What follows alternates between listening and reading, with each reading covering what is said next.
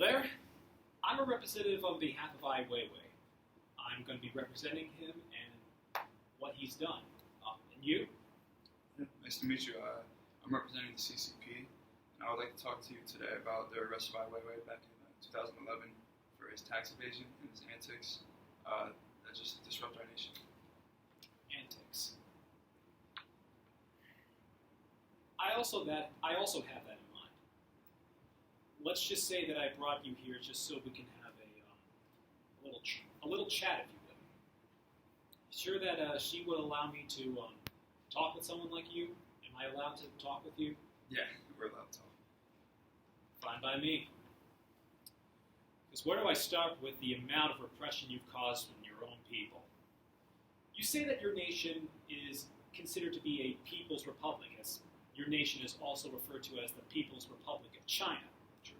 So naturally, I think your nation would entail some sort of democracy. After all, it's a people's republic, masses controlling their government.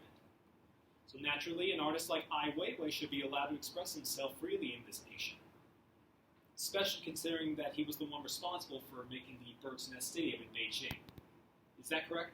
Yeah, you did do that. I know Ai's works are very critical of the CCP, and functional democracy should at least allow its people to call out their own government if need be.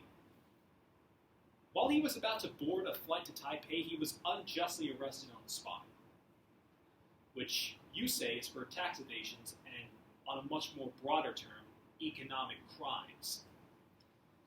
But I know how you guys are. You only detained him just because he called you out on your repression on your own people, in your so-called People's Republic, if you will. So you want to explain to me why he was in it for tax evasion, or is it something else you don't have permission to reveal? Yeah, I would gladly explain why Ai Weiwei was arrested on a flight, boarding a flight to Taipei. It was for tax evasion, and he wasn't participating in a mandatory civic duty like everyone else in the country, and he owed $2.4 million in US dollars. And I think that saying so-called economic crime, that is what tax evasion is. He's doing a crime against the economy and not doing a civic duty, which I think is selfish. But to let Ai Weiwei travel freely and dodging taxes, it damages our state security and the integrity due to the fact that he might knowingly or unknowingly inspire others to follow suit. And if we don't act on that and show that his actions are not right, that's not allowed, that's a crime. That's an economic crime. People would dodge taxes, and roads wouldn't be funded, schools wouldn't be funded. Our society would downgrade due to an influential man not being punished for committing a crime, an economic crime, a selfish crime. You could say it like that. Really, all you just done was just explain tax evasion and its consequences. Let alone Ai Weiwei, paying taxes happens to everyone. And yes, it is true, taxes are necessary for the nation. But he didn't pay taxes. If he really was arrested for tax evasion, you want to explain to me why his Shanghai studio was also destroyed? Yeah. If I was really in it for tax evasion, why go and do something that has nothing to do with paying taxes, if anything? It was a studio located in Shanghai, if anything. All that work in that studio was literally reduced to rubble. There were excavators and loads of construction equipment that were they've decimated that entire studio in Shanghai. They've decimated it. And that studio has nothing to do with this so-called economic crimes or something like that. Yeah, you're totally right. It doesn't have anything to do with his tax evasion. The tax evasion crime is a separate thing from his studio getting destroyed. His contract ended the fall before. He had time to get everything out. He had time to maybe, and obviously this is hypothetical, but he had time to maybe, try to save his studio and be like, listen, let me keep it, I'll pay that. But it was part of a wider suburban redevelopment plan to enhance the area and create wider suburbia to benefit the people, more people. So I think that I don't think that if we were to not demolish his stuff and not go through with our redevelopment plan, we just screw hundreds of people for one man who has already committed crimes in our country, economic crimes that he's just shown time and time again he's really not for the people. He's really not doing his duty to serve the people as a public figure, as someone who has influence. And our Weiwei's art piece concerning the Han Dynasty room was dangerous because it was an act of sedation and disrespecting the history our country was made on. If you don't respect history and really just keep it, he destroyed that. You're due to repeat it, good and bad. But I don't know. I think that was just an act of sedation. So the studio was destroyed for a redevelopment plan and because of the Han Dynasty triptych that I made. Is that correct? No, those are two different instances. So correlation doesn't necessarily equal causation in this case. You didn't destroy it just because of the Han Dynasty. So those were two separate things. Is that what you're saying? Yeah, we destroyed his studio because he wasn't his contract ended the fall before, and that's how it goes. If the contract ends, you don't re-up it, then that's not your property anymore. The owner knew, Ai Weiwei knew, so why didn't he do something about it? Why didn't, if it was really that important to him, why didn't he do something? All right. Going back to the topic of I wanted to bring up something that should have been mentioned earlier.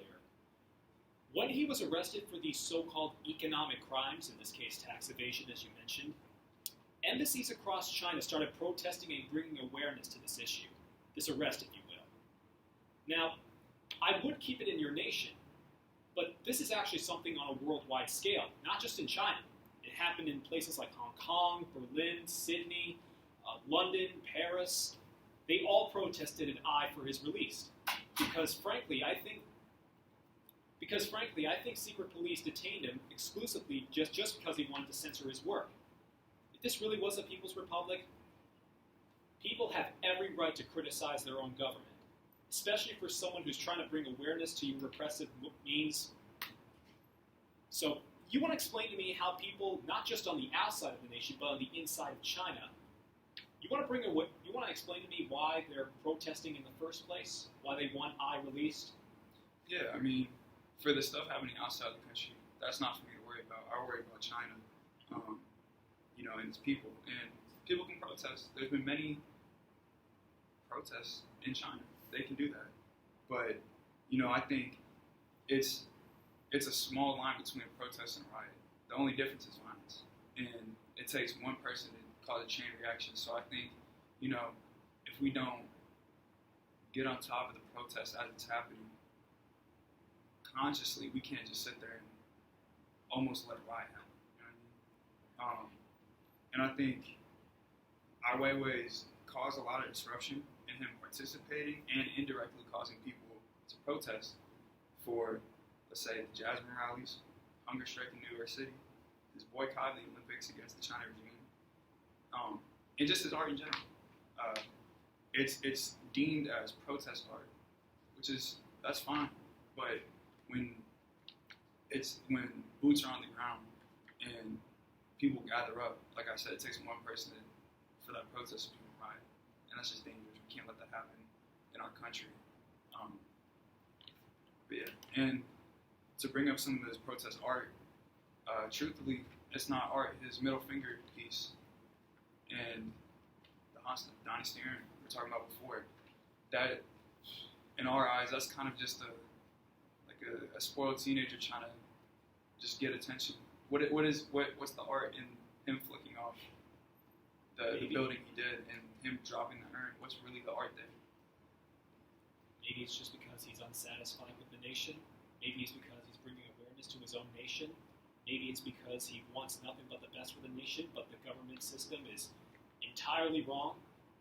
You mentioned earlier that there were a lot of protests before. Like you mentioned, the Jasmine Revolution. You mentioned the hunger strikes in New York that he was also part of. So, I think, do I dare have to mention what your people have done to people protesting against the government and what they've done towards your And I'm just going to flat outright say this. I'm not sure if this is just going to cost me my life, but do I dare mention Tiananmen Square? I don't know what that is. Tiananmen Square. It's literally located outside of Beijing. Yeah, I don't know what you're referring to though with the protests on that part. I know the Jasmine rallies, Okay. and I know that was peaceful, but then like I said, it just takes one person to incite a riot. But all right, we're at 10 minutes. All right. That's it. Julio.